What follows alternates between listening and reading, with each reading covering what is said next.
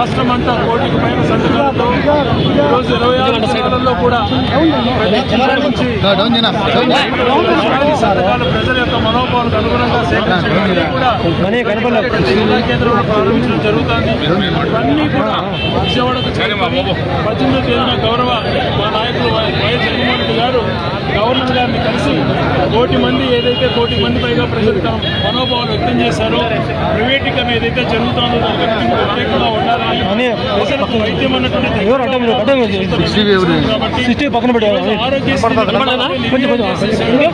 పేద ప్రజలకు ఆరోగ్యం నిర్లక్ష్యం వహిస్తున్నారు.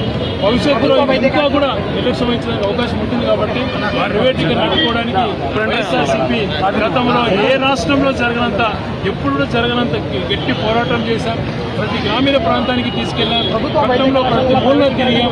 కోట్లాది సంతకాలతో 18వ తేదీన గవర్నర్ గారిని కలిసి గవర్నర్ గారిని గురించి ప్రజల యొక్క మనోభావాలు ఎట్లా ఉన్నాయి, ఇప్పటికైనా ప్రభుత్వ నిర్ణయం వెలికి తీసుకోండి అందరూ కూడా 18వ తేదీన విజయవాడకు చేరుకుంటాం.